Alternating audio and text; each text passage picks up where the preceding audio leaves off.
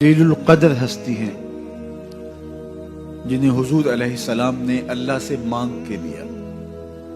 سارے صحابی رسول کریم صلی اللہ علیہ وآلہ وسلم کے مرید ہیں، لیکن جناب عمر میرے حضور کی مراد ہیں۔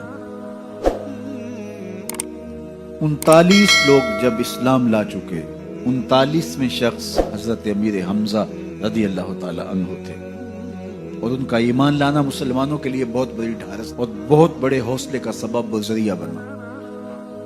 تو میرے حضور نے ہاتھ اٹھا لیے، کہا اے اللہ، ایک شیر دیا ہے امیر حمزہ، ایک شیر اور عطا کر دے، اب تیری مرضی، عمر بن خطاب دے دے یا عمر بن حشام دے دے۔ حضور دعائیں مانگ رہے اور یہ ہاتھ میں تلوار لیے غیظ و غضب سے بھرے ہوئے گھر سے نکلتے ہیں کہ بانی اسلام کا چراغ ہی بجھا دینا ہے۔ راستے میں ایک صاحب ملے اور کہا کہ عمر، تیور کوئی اچھے نہیں لگتے، خیر تو ہے، کدھر جا رہے ہو؟ کہا چراغ اسلام بجھانے جا رہا ہوں، یہ روز کا مسئلہ ختم ہونے لگا ہے میرے ہاتھوں۔ مسکرا کے بولے گھر کی خبر تو لو۔ کہا میرے گھر کو کیا ہوا؟ کہا تمہاری بہن فاطمہ بھی نوکر بن گئی ہے رسول اللہ صلی اللہ علیہ وسلم۔ غصے سے بھرے ہوئے اپنی بہن کے گھر کا رخ کرتے ہیں، اندر سے قرآن پڑھنے کی آواز آ رہی، غصہ اور بڑھ جاتا ہے، دروازے کو زور زور سے کھٹکھٹاتے ہیں۔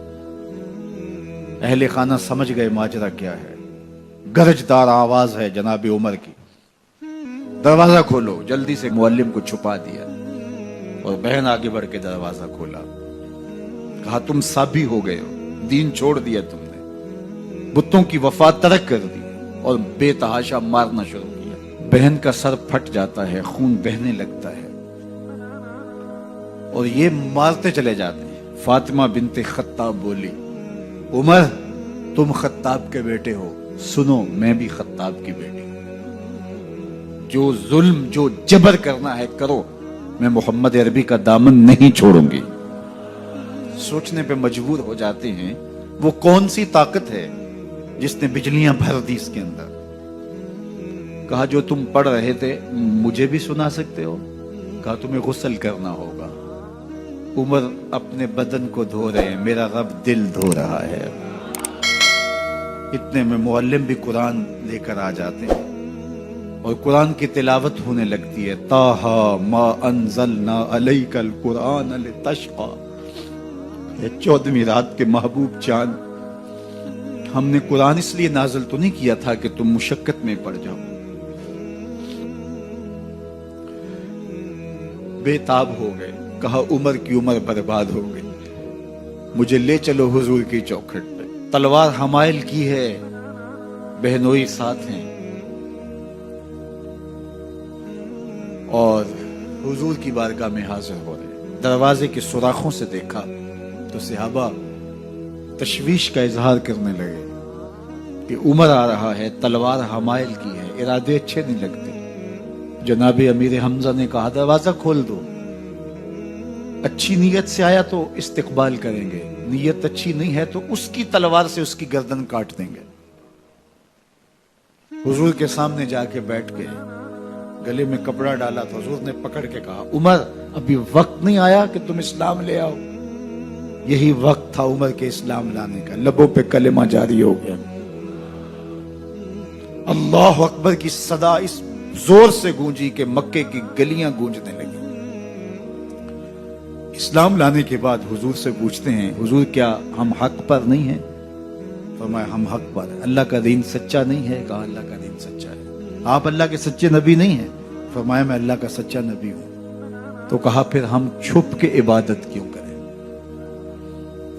اب مسلمانوں کی دو صفیں بنتی ہیں، ایک صف کی قیادت امیر حمزہ کرتے ہیں، دوسری صف کے آگے آگے عمر بن خطاب چلتے ہیں اور حضور درمیان میں ہیں، اور یہ ملکوتی قافلہ صحن حرم میں آ کے اعلانیہ عبادت کرتا ہے۔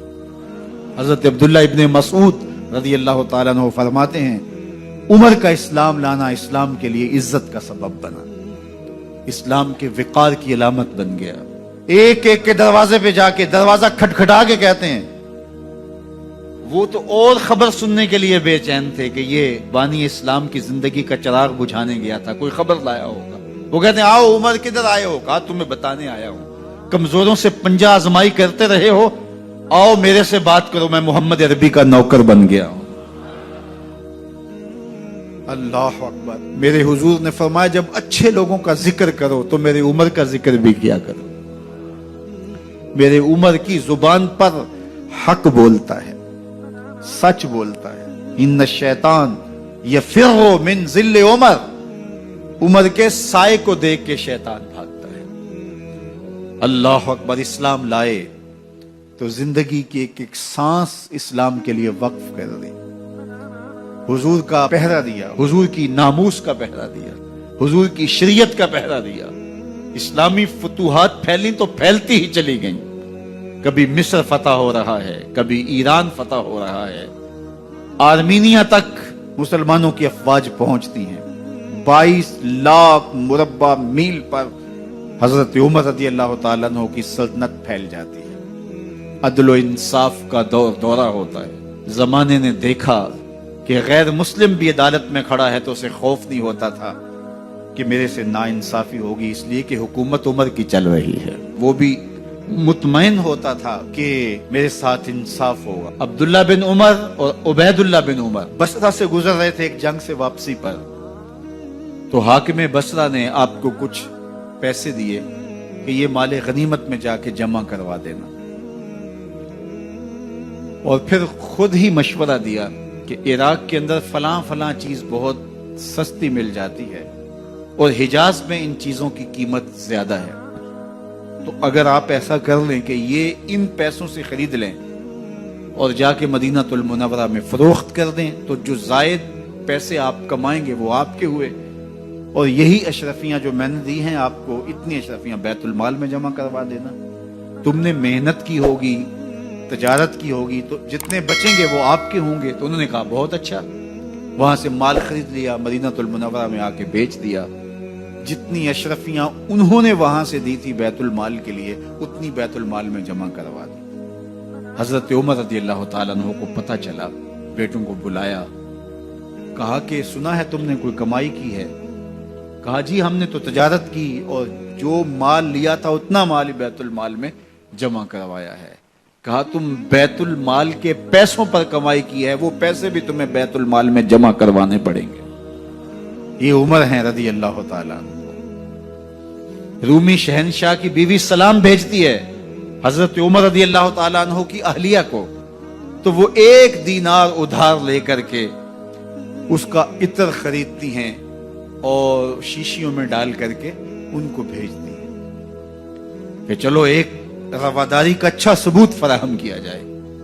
تو وہ واپسی پر انہی شیشیوں کے اندر قیمتی موتی بھر کے بیچتی ہیں, جواہرات بھر کے بیچتی ہیں. حضرت عمر رضی اللہ تعالیٰ عنہ فرماتے ہیں لاؤ یہ سارے جواہرات, سب کو فروخت کرتے ہیں, 1 دینار اس کو دیتے ہیں, باقی بیت المال میں جمع کر دیتے ہیں. تو جب اپنی زندگی اتنی محتاط ہوگی, اتنی خوبصورت ہوگی, تو پھر کس طرح کوئی گورنر زیادتی کر سکتا ہے؟ تو حضرت سیدنا عمر رضی اللہ تعالیٰ عنہ نے اپنا طرز زندگی اور انداز معاشرت اتنا سادہ اور اتنا خوبصورت رکھا کہ اس کے مطابق تمام گورنروں کو ڈھالنے کی تلقین کی.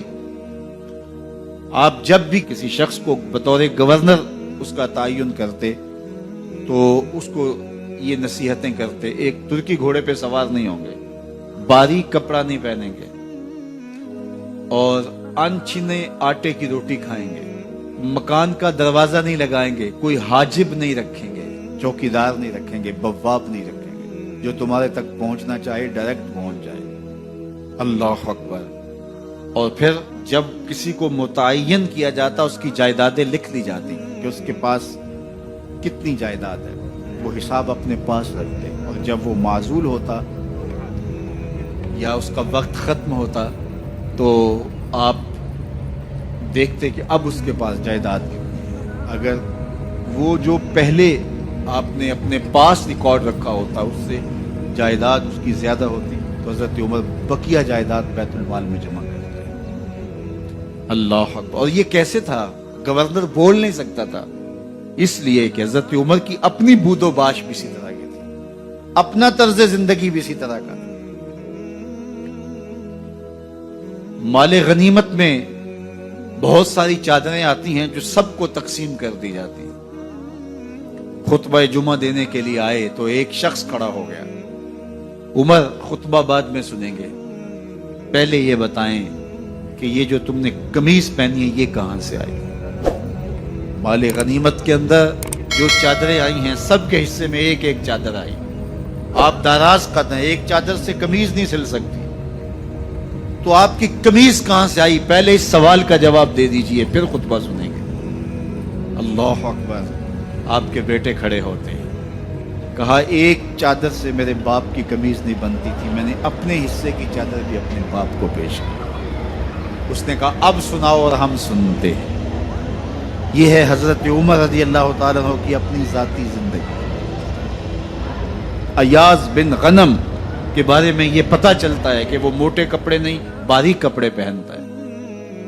اس نے گھر کے دروازے پر بواب بھی رکھا ہوا ہے، چوکیدار بھی رکھا ہوا ہے۔ تو حضرت عمر رضی اللہ تعالیٰ عنہ محمد بن مسلمہ کو بھیجتے ہیں، محمد بن مسلمہ جاتے ہیں اور جا کے تحقیق کرتے ہیں تو ایسا ہی پاتے ہیں، تو ان کو وہیں گرفتار کر کے لے آتے ہیں اور حضرت عمر کے دربار میں پیش کیا جاتا ہے۔ چھڑی اس کے ہاتھ میں دے کر فرماتے ہیں جاؤ تم بکریاں چرایا کرو، تم گورنری کے لائق نہیں ہو۔ ایک گورنر کو بکریاں چرانے پہ لگا دیتے ہیں اس لیے کہ تم نے ان اصولوں سے، ان ضابطوں سے انحراف کیا ہے جو ایک سلطنت کے ذمہ دار کے لیے لازم اور ضروری ہیں۔ دور موجود کے حکمرانوں کو، چاہے وہ عرب کے حکمران ہوں چاہے وہ عجم کے حکمران ہوں، اگر وہ اسلام کا نام لیتے ہیں تو انہیں اپنے اعمال کا جائزہ لینا ہوگا کہ ہم کھڑے کہاں ہیں۔